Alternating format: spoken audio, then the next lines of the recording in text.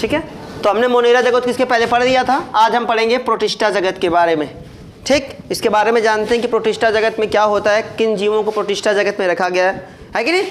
तो बात करते हैं प्रोटिस्टा जगत की। तो इसका जैसे हमने पढ़ा था कि आर.एच. व्हिटेकर ने जीवों को किन लक्षणों के आधार पर वर्गीकृत किया था। तो मैंने आपको बताया था पहला पॉइंट क्या था, कोशिकीय संरचना के आधार पे। पहला क्या था, कोशिकीय संरचना, और दूसरा क्या था, कोशिकीय संगठन।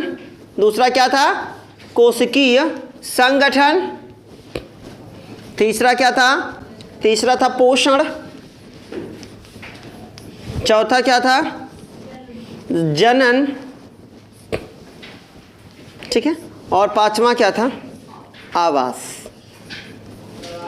इन्हीं के बारे में हमें पढ़ना है कि जो आर.एच. व्हिटेकर ने जीवों को 5 जगतों में वर्गीकृत किया था, जिसमें से मोनेरा हम पढ़ चुके हैं। आज हम कवर करेंगे जगत प्रोटिस्टा के बारे में कि प्रोटिस्टा जगत क्या है या प्रोटिस्टा जगत में किन जीवों को रखा गया। तो समझिए, जो प्रोटिस्टा जगत के जीव होते हैं वो किन कोशिकाओं से मिलकर बने हुए होते हैं, यूकैरियोटिक कोशिका से। आपको मालूम है केवल जगत मोनेरा के जो जीव हैं वो किन कोशिकाओं से मिलकर बने हुए हैं, वो प्रोकैरियोटिक कोशिका से मिलकर बने हुए हैं। बाकी आर.एच. व्हिटेकर द्वारा जीवों को जितने भी जगतों में 4 जगत बचे, सभी में कौन सी कोशिका पाई जाती है, यूकैरियोटिक। के क्वेश्चन पूछे जाते हैं कि वो कौन सा जगत है जिसमें कोशिका जीव एक कोशिकी होते हैं। जीव क्या होते हैं, एक कोशिकी, लेकिन क्या होती है वो कोशिका कौन सी होती है, यूकैरियोटिक। आपने पढ़ा जो बहुकोशिकी होंगे उनमें यूकैरियोटिक कोशिका पाई जाती है। आम भाषा में समझे, वे जीव जिसे नग्न आंखों से, खुली आंखों से देखा जा सके,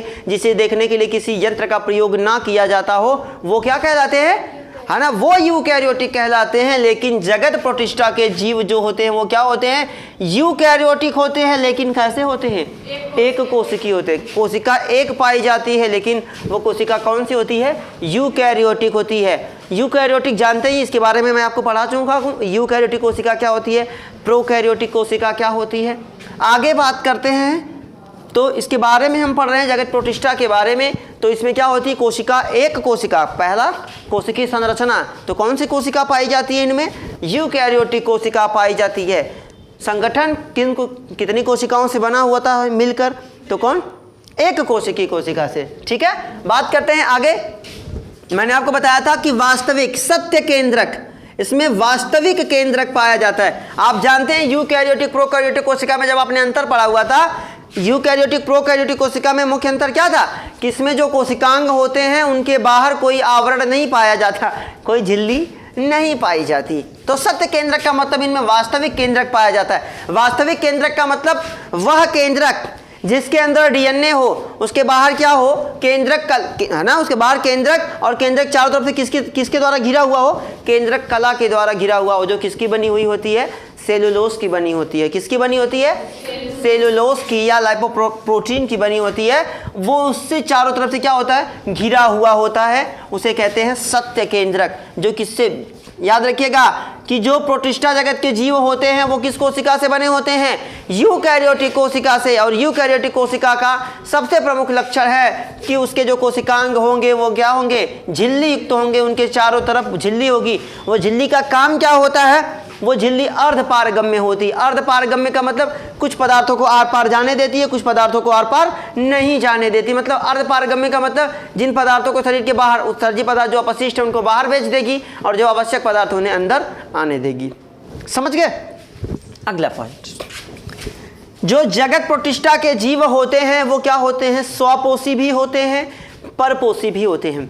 ये क्वेश्चन पूछे जाते हैं। ये क्वेश्चन पूछा गया था नीट में, मुझे लगता है 2004 में या 14 में पूछा गया था। उसमें यह पूछा गया था कि वो कौन सा जगत है जिसके जीव या पादप और जंतु के बीच की कड़ी किसे कहा जाता है। तो किसको कहा जाता है, जगत प्रोटिस्टा के जीवों को पादप और जंतु के बीच की क्या कहा जाता है, कड़ी कहा जाता है। जिस प्रकार से आपने पढ़ा हुआ है कि वायरस को सजीव और निर्जीव के बीच की कड़ी कहा जाता है। क्यों, क्योंकि वायरस कई सालों तक आप उसे अगर छोड़ देंगे ऐसे ही तो वो क्या होगा, वो निर्जीव अवस्था में रह जाएगा। जैसे ही वो किसी सजीव कोशिका में, सजीव के अंदर प्रवेश करेगा वो क्या हो जाएगा, सक्रिय हो जाएगा। तो पहले वो क्या था, निर्जीव था, और बाद में अब वो क्या हो गया, सजीव हो गया। तो उसे सजीव और निर्जीव के बीच के क्या कहते हैं, कड़ी कहा जाता है। वैसे ही प्रोटिस्टा जगत के जो जीव होते हैं उन्हें भी क्या कहा जाता है, पादप, मतलब पेड़ पौधे और जंतु, है ना, के बीच की क्या कहते हैं, कड़ी कहते हैं। क्यों कहते हैं, क्योंकि वो क्या होते हैं, कुछ ऐसे होते हैं जो अपना भोजन स्वयं बनाते हैं, जैसे क्लेमाइडोमोनास। तो आप बताइए, जो अपना भोजन स्वयं बनाते हैं, पृथ्वी पर केवल पादप पेड़ पौधे ही ऐसे जीव हैं जो अपना भोजन स्वयं बनाते हैं। कैसे बनाते हैं, प्रकाश संश्लेषण के द्वारा वो अपना भोजन स्वयं बनाते हैं। जो अपना भोजन स्वयं बनाएंगे वो क्या कहलाएंगे, स्वपोषी कहलाएंगे। क्या कहलाएंगे, स्वपोषी, जैसे क्लेमाइडोमोनास। दूसरा, कुछ परजीवी होते हैं, कुछ क्या होते हैं, परजीवी होते हैं। यहाँ पूछा जाता है युगलीना के बारे में। यहाँ अगर आप इसका जवाब ये भी दे दोगे कि पूछेगा कि वह कौन सा जीव है जो सजीव और निर्जीव के बीच की कड़ी है, सॉरी, जो जंतु और पादप के बीच की कड़ी है, तो वो कौन है, युगलीना। युगलीना प्रकाश संश्लेषण भी कर सकता है। युगलीना एक ऐसा जीव है जो प्रकाश संश्लेषण भी कर सकता है और परजीवी, मतलब वो अपना भोजन स्वयं भी बना सकता है और भोजन के लिए दूसरों से भी वो अपना भोजन प्राप्त कर सकता है। तो आप कहेंगे कि युगलीना को पादप और जंतु के बीच की क्या कहते हैं, कड़ी कहते हैं। मतलब ये परजीवी के रूप में भी रह सकता है और स्वपोषी के रूप में भी रह सकता है, परपोषी के रूप में भी रह सकता है, स्वपोषी के रूप में भी रह सकता है। स्वपोषी परपोषी आप जानते हैं, वे जीव जो अपना भोजन स्वयं बनाते हैं वो क्या कहलाते हैं, स्वपोषी कहलाते हैं। और वे जीव जो अपने भोजन के लिए दूसरे जीवों पर निर्भर रहते हैं वो क्या कहलाते हैं, परपोषी कहलाते हैं। तो जगत प्रतिष्ठा के लक्षण आपको समझ में आ गए, ठीक है। आगे बात करते हैं कि जगत प्रतिष्ठा को उन्होंने, आर.एच. विटेकर ने जगत प्रतिष्ठा को भी कितने भागों में बांट दिया, 5 भागों में बांट दिया। भाई मैंने आपको बताया ना कि केवल एक लक्षण देके उनको अलग नहीं किया गया था, कई लक्षणों के आधार पे मिला के लक्षण किया गया। जैसे मोनेरा में कोशिका कौन थी, प्रोकैरियोटिक, बाकी चारों में क्या थी, यूकैरियोटिक। तो आप सोचेंगे चारों को एक में कर दिया जाए, नहीं। फिर कोशिका संरचना के आधार पे, है कि नहीं, प्रोटिस्टा में कौन सी कोशिका, एक कोशिकी, बाकी सब क्या थे, बहुकोशिकी। तो ऐसे ही अलग अलग लक्षणों के आधार पर उन्होंने, कई लक्षणों के आधार पर उन्हें वर्गीकृत किया, जिसमें से उन्होंने प्रोटिस्टा को कितने भागों में बांटा, 5 भागों में बांटा। पहला क्या था, क्राइसोफाइट, जिसके बारे में आगे हम पढ़ेंगे। दूसरा डाइनोफ्लैजिलेट, तीसरा यूग्लिनाइड, तीसरा अवपंक और चौथा प्रोटोजोआ,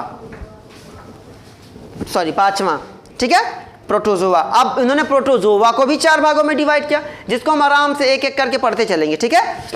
तो एग्जाम्पल याद रखिएगा कि आर.एच. विटेकर ने प्रोटिस्टा जगत को, प्रोटिस्टा को कितने भागों में डिवाइड किया, कितने भागों में, 5 भागों में डिवाइड किया। पहला क्राइसोफाइट, जिसका उदाहरण याद रखिएगा, जिसके बारे में आगे हम पढ़ेंगे, डाइएटम और सुनहरे शैवाल, ठीक है। तो क्राइसोफाइट में किसे रखा गया था, डाइएटम और सुनहरे शैवाल। हालांकि ये प्रोटिस्टा जगत में ही है, लेकिन ये प्रोटिस्टा जगत इनको अलग कर दिया गया। तो क्या क्राइसोफाइट में कौन आता है, इसका पहला, प्रोटिस्टा का पहला प्रकार क्या है, क्राइसोफाइट, याद रखिएगा क्राइसोफाइट। और इसमें आते कौन है, सुनहरे शैवाल और डाइएटम। डाइनोफ्लैजिलेट, दूसरा वाला है डाइनोफ्लैजिलेट, जिसमें किसे रखा गया था, गोनियालैक्स। इसके बारे में मैं आगे आपको बताऊंगा, बहुत इंपॉर्टेंट क्वेश्चन है गोनियालैक्स का, ठीक है। आगे यूग्लिनाइड, यूग्लिना, इसका उदाहरण क्या है, यूग्लिना। अवपंक कवक, इसका एग्जाम्पल आज तक नहीं मिला। ये केवल क्या है, ये कवक होते हैं जो परजीवी के रूप में रहते हैं, एग्जाम्पल इसका नहीं मिला, आज तक आपके बुक में नहीं है। इसके बाद बात करते हैं प्रोटोजोआ जगत, प्रोटिस्टा का अगला जगत क्या है, प्रोटोजोआ। हम इसको पढ़ लेते हैं एक बार, इसके बाद हम एक एक को, क्राइसोफाइट को, फिर डाइनोफ्लैजिलेट को, यूग्लिनाइड को, अवपंक कवक को पढ़ते हैं, ठीक है। तो चलिए अब बात करते हैं अमीबी प्रोटोजोआ की। किसकी बात करते हैं, अमीबी प्रोटोजोआ। अमीबी प्रोटोजोआ क्या होता है, ठीक है। तो देखिएगा, अमीबी प्रोटोजोआ के अंतर्गत कौन आता है भाई, अमीबा आता है। कौन आता है, अमीबा। और अमीबा को आप जानते हैं, अमीबा का आकार कैसा होता है, अनियमित होता है। गंदे जलों में, गंदा जो पानी होगा वहां पे, है कि नहीं, कौन पाया जाता है, अमीबा पाया जाता है। इसका आकार क्या होता है, अनियमित होता है। इसका आकार क्या होता है भाई, अनियमित होता है। ये स्वच्छ जल, समुद्री जल, नम, है ना, नमी वाले स्थानों पर ये पाए जाते हैं। आगे क्या दिया, और तो कुछ नहीं दिया है। ये अपने कूटपादों द्वारा क्या करते हैं, गति करते हैं, है ना, अपने कूटपादों के द्वारा। अमीबा का देखिए, अमीबा का कोई आकार नहीं होता, ये अपने कूटपादों द्वारा गति करते हैं और इसी से अपने शिकार को भी पकड़ लेते हैं। एक क्वेश्चन पूछा गया था कि जिस प्रकार से मनुष्य में पाचन के लिए अलग अलग अंग पाए जाते हैं, वैसे ही अमीबा कैसे पोषण करता है। तो भाई आपके पास पोषण के लिए अलग अलग विधियां हैं, भोजन का अंतःग्रहण, पाचन, अवशोषण, स्वांगीकरण, वही छेपड़, लेकिन इनमें तो उतने अंग है नहीं, एक ही कोशिका है बेचारे के अंदर। तो जिसका एक कोशिका से निर्माण हुआ उसके अंदर कोई अंग तो पाए नहीं जाएंगे, तो वो क्या करता है, ये खाद्य धानी द्वारा, बहुत इंपॉर्टेंट क्वेश्चन है कि ये खाद्य धानी द्वारा अपना भोजन बनाते हैं, खाद्य धानी के द्वारा अपने भोजन का पाचन करते हैं। इनमें भोजन एक स्थान से दूसरे स्थान किसके द्वारा जाता है, तो हम लोगों में जैसे खून लेके जाता है, पौधे में जाइलम फ्लोएम लेके जाता है, वैसे इन लोगों में क्या होता है, विसरण। विसरण तो आप जानते ही होंगे, अरे भाई जल के अणुओं या पदार्थ के अणुओं का कम सांद्रता से अधिक सांद्रता से कम सांद्रता की ओर गति करना क्या कहलाता था, विसरण। इसका दूसरा वाला होता था परासरण। तो परासरण क्या होता है कि अर्धपारगम्य झिल्ली से होने वाला विसरण। अर्धपारगम्य झिल्ली में अभी आपको बताया हूँ कि वह झिल्ली जिससे कुछ पदार्थ आर पार जा सकते हैं, कुछ आ सकते हैं, वो क्या कहलाएंगे, अर्धपारगम्य झिल्ली। तो उसी झिल्ली से कुछ पदार्थों का आर पार आना, आर पार जाना क्या कहलाता है, परासरण कहलाते हैं। क्लियर है यहाँ तक। बात करते हैं कसाभी प्रोटोजोआ। इसके अंतर्गत वो प्रोटोजोआ आते हैं जिनके शरीर के बाहर क्या रहते हैं भाई, रोए रहते हैं। वो क्या रहते हैं, रोए, समझते हो ना, कसाब रहते हैं। ये स्वच्छंद जल में पाए जाते हैं, ये बीमारी का भी काम कर देते हैं। इसमें कौन आता है भाई, जैसे क्या आता है, ट्रिपैनोसोमा। इसका उदाहरण क्या होता है, ट्रिपैनोसोमा होता है, जो बीमारी भी फैला देता है। इसमें इसके शरीर में क्या होता है, कसाब पाया जाता है। कसाब समझते हैं ना, ये वाला पोर्शन, कसाब पाया जाता है, ऐसे कसाब, ठीक है। ट्रिपैनोसोमा के बात करेंगे। कसाबी प्रोटोजोआ, इनके शरीर के बाहर क्या हो जाते हैं भाई, कसाब पाए जाते हैं, जिसकी वजह से क्या करते हैं, जिससे वो गति करते हैं और ये मनुष्यों में या जीवों में, रोग का नाम क्या दिया भाई, निद्रालु व्याधि, मतलब नींद को ही बर्बाद कर देने वाला, बाधा डालने वाली, जो नींद ना लगने की बीमारी है ना, या बार बार आपको नींद लगने वाली बीमारी को लगाने का काम कौन करता है भाई, कसाभी प्रोटोजोआ, जिसका एग्जाम्पल क्या है, ट्रिपैनोसोमा। आप लिखेंगे कसाभी प्रोटोजोआ, उसके बारे में लिखेंगे इनके शरीर के बाहर क्या पाए जाते हैं, कसाब पाए जाते हैं। ये रोग उत्पन्न करने का भी काम करते हैं, जिससे निद्रालु व्याधि नामक रोग हो जाता है। इसका एग्जाम्पल क्या है, ट्रिपैनोसोमा। आगे बात करते हैं पछमाभी की। किसकी बात करते हैं, पछमाभी। तो पछमाभी में देखिए कौन आया है, पछमाभी में भाई आया है पैरामीशियम। और पैरामीशियम के बारे में आप जानते हैं, चप्पल के आकार का होता है। इनमें एक ही गुहिका पाई जाती है। इनके शरीर के बाहर क्या पाए जाते हैं, कई सारे ये फ्लैजेला, इनके शरीर के बाहर फ्लैजेला, ये देखिए पैरामीशियम बना देता हूँ, ये चप्पल के आकार के होते हैं। इनके शरीर के बाहर क्या पाए जाते हैं, फ्लैजेला पाए जाते हैं, जो इन्हें गति प्रदान करने में क्या करते हैं, सहायता करते हैं या मदद करते हैं। क्लियर है। अगले जगत की बात करते हैं, एकदम हाइलाइटली समझ लीजिए, बहुत आसान तो है। आगे बात करते हैं स्पोरोजोआ की बात करते हैं। किसकी बात करते हैं, स्पोरोजोआ, जिसका एग्जाम्पल, सबका आप एग्जाम्पल पे ध्यान दीजिएगा। अमीबी प्रोटोजोआ में अमीबा आता है, कसाभी प्रोटोजोआ में ट्रिपैनोसोमा आता है, और पछमाभी प्रोटोजोआ में कौन आता है, पैरामीशियम आता है, और स्पोरोजोआ में कौन आता है, प्लाज्मोडियम आता है। कौन सा आता है भाई, प्लाज्मोडियम आता है।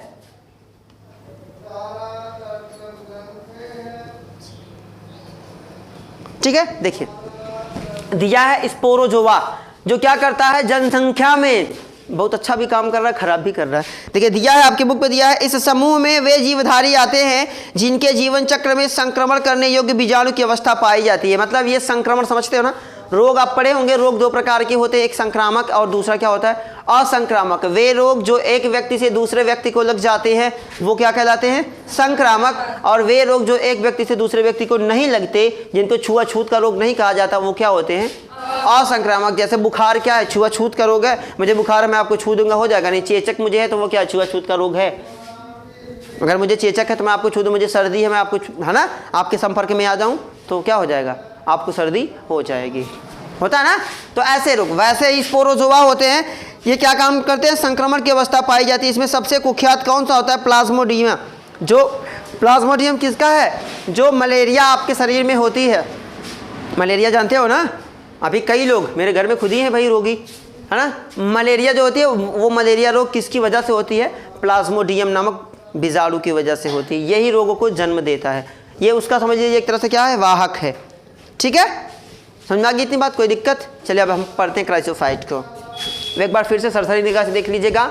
जगत प्रोटिष्ठा आर.एच. विटेकर ने, आपने मोनेरा पढ़ चुका है, जीवों को 5 जगतों में बांटा, जिसमें कौन था? जगत मोनेरा, जगत प्रोटिष्ठा, जगत कवक और पादप और जंतु था, जिसमें हम मोनेरा पढ़ चुके हैं, हम प्रोटिष्ठा पढ़ रहे थे। प्रोटिष्ठा के सरसरी निगाह से देखिए इसके लक्षण क्या होते हैं, इसके जो जीव होते हैं उनमें कौन सी कोशिका पाई जाती है? यूकैरियोटिक, लेकिन याद रखिएगा एक कोशिकीय होते हैं और इनमें सत्य केंद्रक पाया जाता है। सत्य केंद्रक का मतलब भाई जब जाहिर सी बात है जिसमें यूकैरियोटिक कोशिका पाई जाएगी उनके बाहर क्या होगा?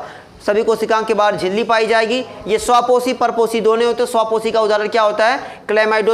क्लेमाइडोमोनास, और दूसरा क्या होता है? परजीवी। कुछ परजीवी होते हैं और कुछ ऐसे होते हैं जो परजीवी स्वपोषी दोनों होते हैं, मतलब परपोषी स्वपोषी दोनों होते हैं, जिसका उदाहरण क्या होता है? युगलीना।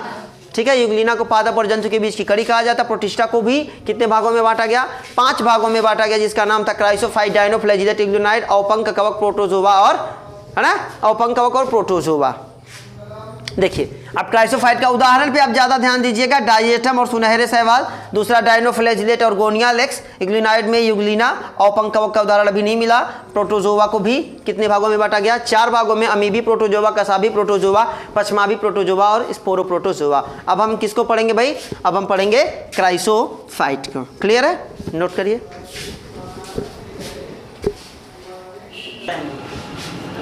देखिएगा, बात करते हैं क्राइसोफाइट की। तो क्राइसोफाइट में क्या होता है भाई? देखिए क्राइसोफाइट अभी मैं बता चुका हूँ कि प्रोटिष्ठा जगत को भी कितने जगतों में बांटा, कितने भागों में बांटा गया था? 5, जिसमें से पहले के बारे में हम पढ़ रहे हैं क्राइसोफाइट। क्या है? क्राइसोफाइट, है ना। तो क्राइसोफाइट की पहचान क्या होती है? याद रखिए कि जो क्राइसोफाइट होते हैं वो समुद्री होते हैं। सबसे आसान पहचान, क्राइसोफाइट में सभी समुद्री जीवों को रखा गया है, सभी समुद्री बैक्टीरिया को रखा गया है, और ये क्या कर सकते हैं? जो क्राइसोफाइट होते हैं याद रखिएगा ये प्रकाश संश्लेषण कर सकते हैं। इसके पहले भी मैंने आपको बताया ये प्रकाश संश्लेषी या ये स्वपोषी भी हो सकते हैं, परपोषी भी हो सकते हैं। तो क्राइसोफाइट क्या होते हैं? स्वपोषी होते हैं। ये प्रकाश संश्लेषण द्वारा अपना भोजन बना सकते हैं। दूसरा पॉइंट, इनकी जो कोशिका भित्ति होती है वो किसकी बनी होती है? सेलुलोज की बनी होती है। इनकी कोशिका भित्ति किसकी बनी होती है? सेलुलोज की बनी होती है। और क्या होता है? बीच बीच में क्या पाई जाती है? सिलिका पाई जाती है। बीच बीच में क्या पाई जाती है बहनी? सिलिका पाई जाती है। और जब क्या होता है कि करोड़ों वर्ष तक, कई सालों तक ये क्या रहते हैं, जब ये मर जाते हैं, ये बैक्टीरिया जब कई साल के बाद जब ये मर जाते हैं, डेथ कर जाते हैं, तो ये सिलिका क्या होती है? इकट्ठा, सीपी जानते हो ना, ये सिलिका क्या होती है? बहुत ज़्यादा। ये जब मरते हैं ना, कौन? क्राइसोफाइट जब ये मरते हैं तो बहुत सारा अवशेष छोड़ जाते हैं। और समुद्र की खासियत आप जानते हो कि समुद्र की जो लहरें होती हैं वो समुद्र से किधर चलती हैं?